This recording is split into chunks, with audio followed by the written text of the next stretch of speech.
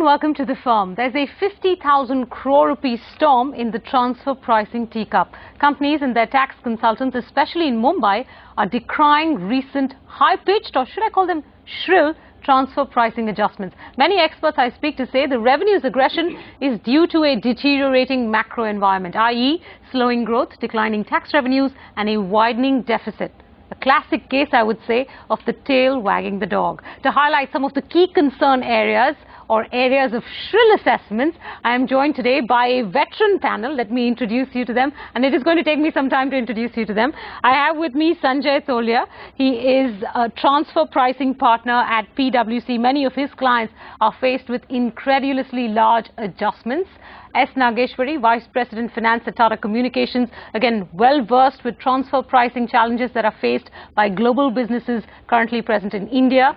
I have joining me from Delhi Manisha Pandey, Vice President Transfer Pricing GE India. Manisha handles global cases of transfer pricing at the GE Center of Excellence. And, well, I've left the best for the last, Alpana Saxena, Senior Advisor Tax Dispute Resolutions of transfer pricing nature at KPMG, but that's her more recent avatar. Before this, Alpana spent 25 years on the other side, including serving as Director of Transfer Pricing Mumbai and Commissioner of Income Tax Appeals Mumbai for international tax and transfer pricing appeals. Today, she's going to give us insight into the revenues point of view, if there is any rationale behind the revenues point of view.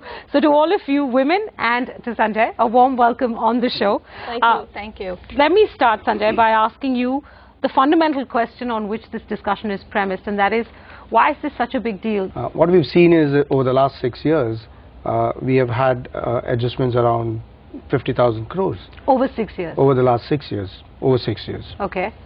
And just for the tax year ending March 2008, where the assessments got completed just on 31st October, we understand that the estimated adjustment is in the tune of 50,000 crores. So 50,000 crores of adjustments over 6 crores years and 50,000 on one tax year.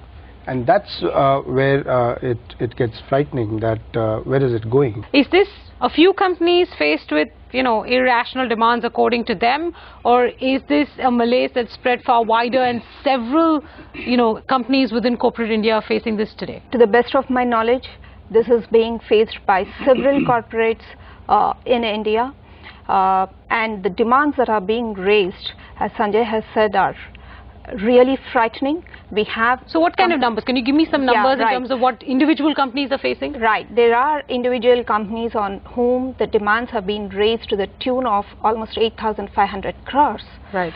Single company. Single company. And there are several companies on whom the adjustments have been done to the tune of 500 to 1,000 crores, several companies. Okay. And this is really a big challenge for the corporate sector because of three reasons. A, apart from the challenges that they have to face in carrying out the business, a lot of time gets spent in resolving the administrative hassles. Two, the cash that gets stuck. Right. Three, the amount of the time that is taken to settle these issues. Menaka, if I may add that at this stage, clearly what is, I think, a real paradox is what are we achieving over here?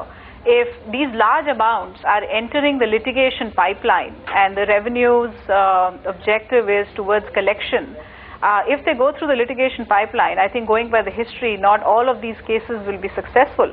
And if at the tribunal they are overturned, which is what the expectation is for majority of these cases, then what's the whole rationale of having so much tax stuck in the pipeline and having the taxpayer and the tax authorities Manisha, would you concede that the reality is that it's stuck in the pipeline, but on paper the tax department would have these amounts will help the tax department meet its targets and give out the impression, in fact, that revenue is not as bad off as it seems in a declining growth environment? I think it's a short-term, clearly on a short-term basis, yes, they can show that.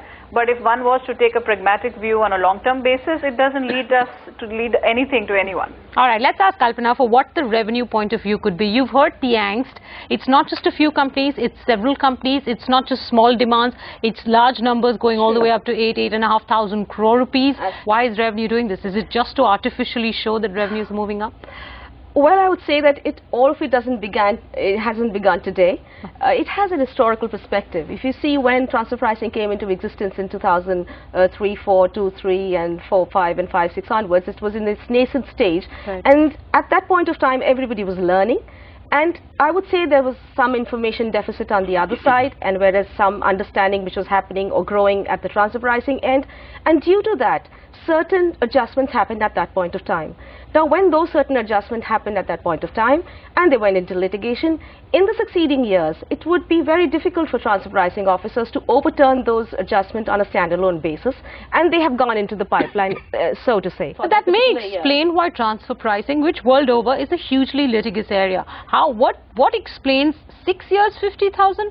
One tax year, 50,000. The other part is that newer areas are coming up for understanding, and they are coming up to the fore. And as information is being traded across borders and information barriers are being struck down, a lot of new avenues are coming up which are being examined and which are being brought in line with the international practices. So when these new areas are coming up, it could be a case where the quantums itself are there existing on paper, which are then being adjusted, and even a small adjustment on a large quantum can throw up a big case. Fair enough. That's a good point, and I think that brings us to some of the new areas of concern that we do want to talk about. Sanjay, let's start with you first. I know one of the areas that you wanted to highlight where we've seen these high-pitched assessments or adjustments come in is marketing intangibles. What does that mean? What is revenue doing that has corporate India so upset? Why does corporate India differ from it? So Menka, let's start with the understanding of what's marketing intangible. Marketing intangible is an international transfer pricing concept. What it means is that on account, do you have trademarks and distribution network, etc. Those are marketing intangibles which help you sell your products better. Right. Now, what is the issue? The issue is that if a particular company, let's take an example, a US company, it's an FMCG company, has a subsidiary in India which is manufacturing FMCG products. Now, that company, let's say, is spending around 20% of its sales on marketing and advertising, and based on which it basically gets some sales. The revenues argument is that because you're spending almost 20% of your sales, you are actually creating some sort of a marketing intangible, the benefit of which goes to the brand owner, which in our example is the US company. And if that's the case, then you should be getting some compensation. So the US company should pay some compensation to the Indian company. Now the question arises that if I stop selling, stop advertising, I will actually have reduced sales in my own market. So the impact is going to be domestic, the impact is going to be not international. And to the extent whatever I am selling in India, the profits are anyway taxed in India. So the question which probably a taxpayer would ask is that if there is a presumption that there is a benefit to the US company, I think the onus goes back to the revenue to demonstrate that what is the benefit to the US company. And I think if that's answered, then probably there could be the next level, which is if there is a benefit, how do you really quantify the benefit? If I may add to what Go ahead, Sanjay is saying, Manisha here, if at all there is any benefit to the parent, first you have to understand on the facts of each case, and it cannot be mechanical over here, that benefit could be purely incidental. And if there is an incidental benefit, then the guidelines do recognize that there is no, perhaps no window for a fee to be paid by the parent to the subsidiary. So I think like all other transfer pricing matters, a mechanical application of marketing intangible looking at a comparative spend on AMP, advertising, marketing, promotion expenses may not be the right approach. Let me try and get Alpana in here to try and give us maybe a perspective on what the revenues rationale could be. See, I would imagine that marketing intangible first has to be understood qua the model of the business. For example, if you're a distributor, then a marketing intangible would be given a different treatment than what if you are a manufacturer. Suppose if you're a manufacturer and entrepreneur, then whatever marketing spend you do, whatever profits you have reside in India, and so whatever spend you do, the benefits of it also reside in India. But in the other case, if you're a distributor, then you have a limited exposure, and you don't have, you're not an entrepreneur. So if you are doing a spend which is much more than what everybody else is doing, then that may attract attention. The OECD has been occupied with this. The Australian Tax Office has come out with specific guidelines. They had developer-assisted rules in the United States.